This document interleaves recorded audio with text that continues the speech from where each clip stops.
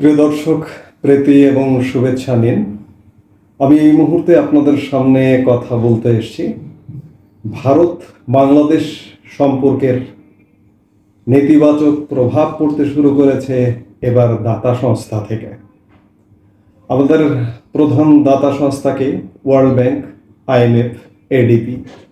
World bank, IMF কিংবা ADBর কথা যদি ধরেন, আমাদের ঋণ আছে, তাদের ঋণ আছে, চলমান ঋণ আছে এবং এখনো পর্যন্ত চলমান আছে। ঋণের কিস্তি ছাড় করবার ব্যাপার আছে। কিন্তু বর্তমান সময়ে ভারতের সাথে বর্তমান অন্তর্বর্তীকালীন যে সরকার, এই সরকারটি আসবার আগেই ভারতের সাথে একটা খারাপ সম্পর্কের মধ্যে গেছে এবং এখন পর্যন্ত ভালো সম্পর্কে আসবার কোনো লক্ষণ নেই, যার প্রভাব পড়ছে আমাদের বাংলাদেশের জনগণের উপর। আমি সাম্প্রতিক একটি উদাহরণ দেব। IMF এর আমাদের একটা ঋণের কিস্তি ছাড় করবার একটা ব্যাপার আছে। এই কিস্তি ছাড় করবার ব্যাপারে আমরা কি ধরনের জটিলতায় পড়েছি দেখুন। IMF এর শীর্ষ পর্যায়ে ভারতীয়রা আছেন। IMF এর যিনি DMD, দ্বিতীয় শীর্ষ কর্মকর্তা, উপব্যবস্থাপনা পরিচালক, তিনি ভারতীয় বংশোদ্ভূত গীতা গোপীনাথ এবং এশিয়া ও প্রশান্ত মহাসাগরীয় অঞ্চলের মহাপরিচালক পদে আছেন আরেক ভারতীয়, কৃষ্ণ শ্রীনিবাস। গীতা গোপীনাথের হাতেই তিনি পৃথিবীর কোন জায়গায় কতটুকু ঋণ দেবেন, ঋণ ছাড় করবেন, ঋণের সুদ কি হবে, এই বিষয়গুলো নির্ভর করে। বিগত সরকার, আওয়ামী লীগ সরকারের আমলে $4.7 বিলিয়ন ঋণের একটা বন্দোবস্ত ছিল এবং ঋণের ইতোমধ্যে আমরা আওয়ামী লীগ সরকারের আমলেই 3টা কিস্তি পেয়েছি। এখন 4র্থ কিস্তি পাবার সময় এসছে এবং 4র্থ কিস্তিটা পাব। সেই সময় IMF থেকে নানা রকম শর্ত আরোপ করা শুরু হয়েছে। যেমন সাম্প্রতিক সময়ে আপনার আমার উপরে, আজকে বৃহস্পতিবারে কথা বলছি, ঠিক গত বৃহস্পতিবারে মহামান্য রাষ্ট্রপতির অধ্যাদেশের মাধ্যমে বর্তমান অন্তর্বর্তীকালীন সরকার NBR ইস্যুতে আমাদের উপর শতাধিক পণ্যে ভ্যাট আরোপ করলো। এই ভ্যাট আরোপটা কি হলো?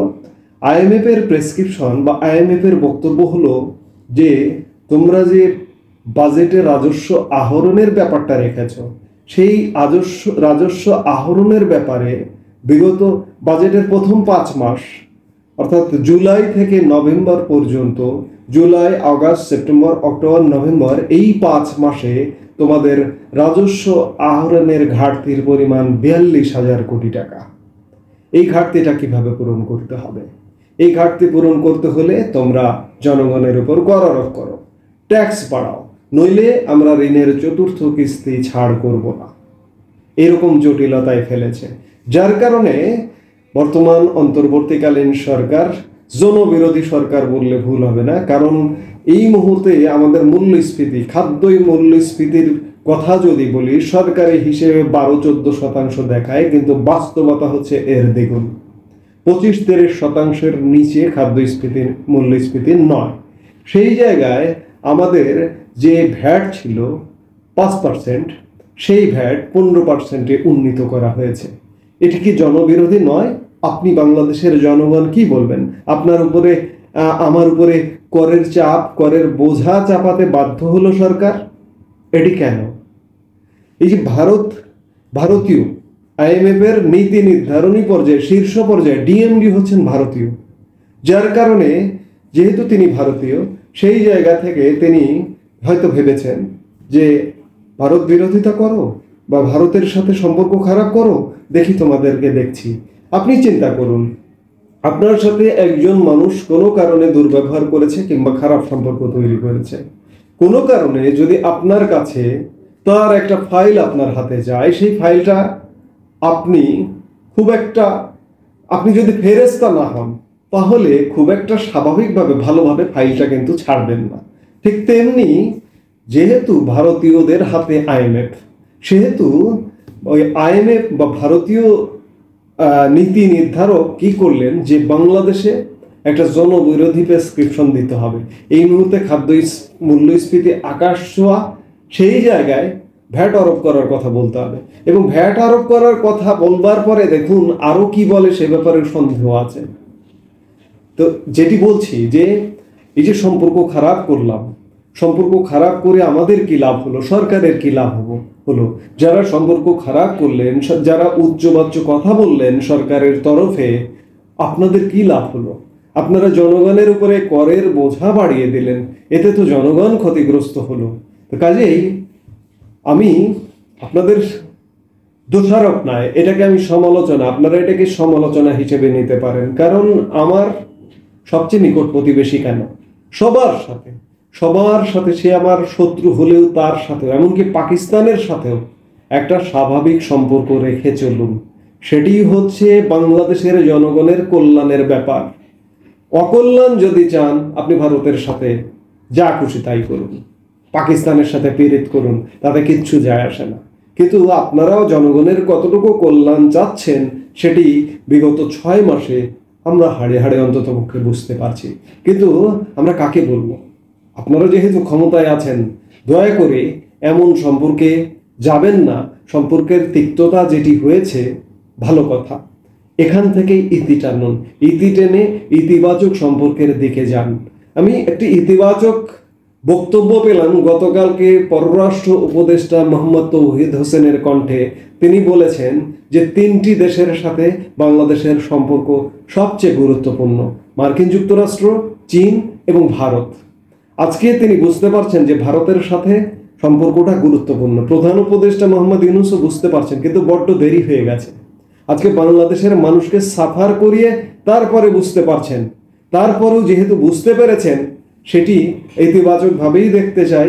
আপনারা ইতিবাচকভাবেই সামনের দিনে যে কদিনই আপনারা ক্ষমতায় থাকেন না কেন এগোবেন, আমরা সেটাই প্রত্যাশা করি। এটি তো গেল IMF, ওয়ার্ল্ড ব্যাংকের প্রেসিডেন্টকে, ওয়ার্ল্ড ব্যাংক গ্রুপের প্রেসিডেন্টকে ওয়ার্ল্ড ব্যাংক থেকে ঋণ নেবেন। ওয়ার্ল্ড ব্যাংকের প্রেসিডেন্ট ভারতীয় বংশোদ্ভূত অজয় বাঙ্গা, তিনি কমপক্ষে আরো 3 বছর এই দায়িত্বে আছেন।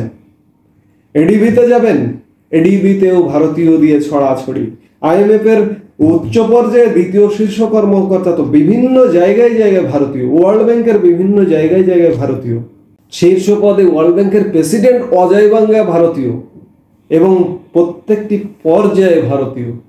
কাজেই ভারতীয়দের ক্ষেপে, আর ভারতীয়রা তো ভারতীয়দের সবচেয়ে আপন প্রিয় কে হবে? আমি তো, কারণ আমি সবচেয়ে কাছের। এবং ভারতের পররাষ্ট্র নীতির একটা নীতি আছে যে নেইবারহুড ফার্স্ট, প্রতিবেশী আগে। তো আমি যদি প্রতিবেশী সুলভ আচরণ নিয়ে ভারতের কাছে এগিয়ে যাই, ভারত তো আমাকে সহযোগিতা করতে এগিয়ে আসবে। আমরা জানি না কেন আমাদের দেশে একটা সেন্টিমেন্ট আছে, একটা ধর্মীয় সেন্টিমেন্ট। দয়া করে ধর্মীয় সেন্টিমেন্ট দিয়ে আপনারা যারা সরকার চালাচ্ছেন তারাও এটিকে বিশ্বাস করবেন না। আমাদের স্বল্প শিক্ষিত অবুঝ মানুষ, তাদেরকে অন্ততপক্ষে আপনারাই বোঝাবেন যে না, তোমরা ভারত বিরোধিতা করো না, কিংবা তোমরা ভারত কিংবা হিন্দুত্ব কিংবা বৌদ্ধত্ব খ্রিস্টানত্ব এগুলো নয়, এগুলো নিয়ে পৃথিবীতে এগুলো যায় না। সেই জায়গায় আমরা প্রত্যাশা করব আমাদেরকে দয়া করে, আপনারা দায়িত্বে আছেন, আরো কিছু সময় দায়িত্বে থাকবেন, সেটি 2 মাস হোক, 3 মাস হোক, কিংবা 1 বছর হোক, যেটাই হোক না কেন আপনারা তো দায়িত্বে থাকবেন।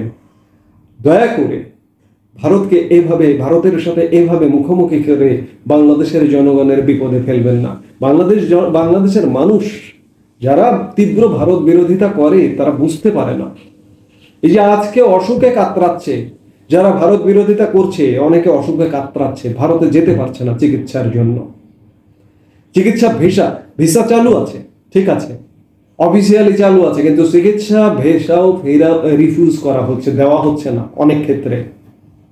আমরা চাই ভারত বাংলাদেশ, আমরা মানুষ হিসেবে, আমরা জাতি হিসেবে বাংলাদেশি বা বাঙালি এবং ভারতীয়, হিন্দু, মুসলমান, বৌদ্ধ, খ্রিস্টান ধর্ম আপনার কাছে রাখুন, আপনি আপনার ধর্ম পালন করুন, হিন্দুর ধর্ম পালন করবেন, কিন্তু সম্পর্কের জায়গায় আমরা এগিয়ে যেতে চাই।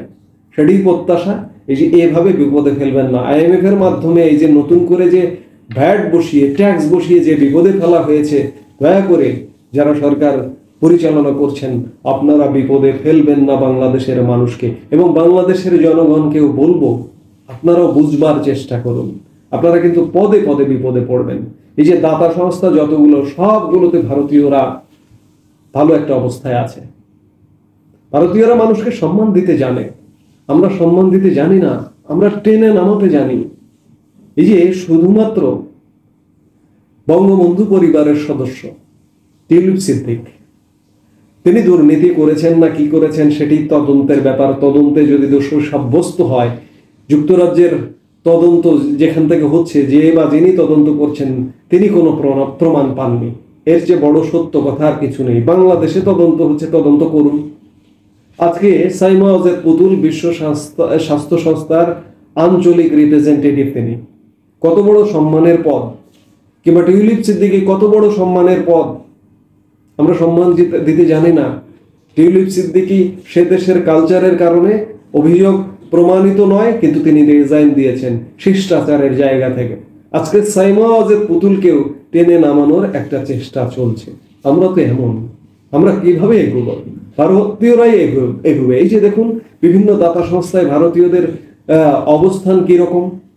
শুধু তাই নয়, এটি বহুল চর্চিত, বহুল আলাপ হয়ে গেছে ইতিমধ্যে মার্কিন প্রশাসনে, ট্রাম্প প্রশাসনে ভারতীয় দিয়ে ভরা। কাজেই আমাদের সবচেয়ে আপন, সবচেয়ে কাছের, সবচেয়ে নিকট প্রতিবেশী ভারতের সাথে সম্পর্ক ভালো রেখে চলতে হবে। গতকালকে পররাষ্ট্র উপদেষ্টার যে কথাটি, যে 3টি দেশের সাথে বাংলাদেশের সম্পর্ক সবচেয়ে গুরুত্বপূর্ণ, আমরা আশা করব সেই 3টি দেশের একটি ভারতের সাথে সম্পর্কের গুরুত্ব দিয়ে বর্তমান সরকার বিবেচনা করবে।